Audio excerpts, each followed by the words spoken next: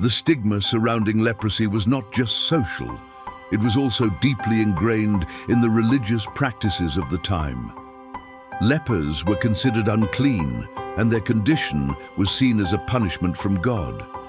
This made their isolation even more profound, as they were cut off not only from their community, but also from their faith.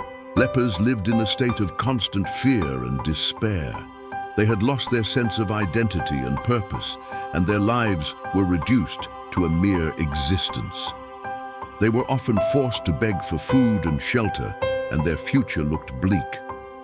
It's a heartbreaking reality that Jesus would soon confront.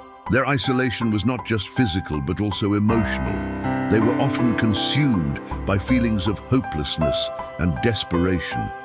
It's in this context that we find the leper in our story, someone who had given up hope of ever being healed or accepted. As Jesus walked through a village, a leper approached him, his face covered and his body ravaged by disease. The crowd around Jesus parted, and the leper fell to his knees, pleading for mercy. The air was thick with tension, and the onlookers held their breath, unsure of what would happen next.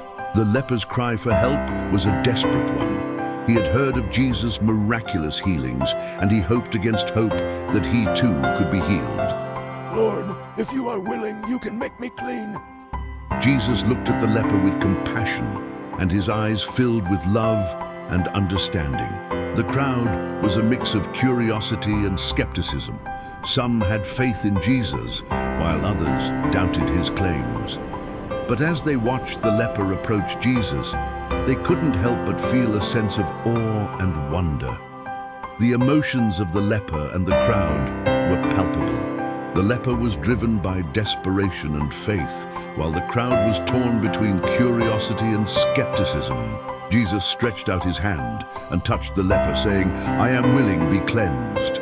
And instantly the leper's skin was restored and he was made whole. The crowd gasped in amazement as the leper's transformation took place before their very eyes. The power of faith and divine intervention was on full display. The leper's healing was not just physical, but also emotional and spiritual. He was restored to his community, and his sense of identity and purpose was renewed. The significance of this miracle cannot be overstated. It showed that Jesus' authority extended not just over physical ailments, but also over the spiritual realm. It demonstrated that faith and compassion can lead to transformation and healing. We'd love to hear from you. Have you experienced a miracle in your life? Share your story with us in the comments below.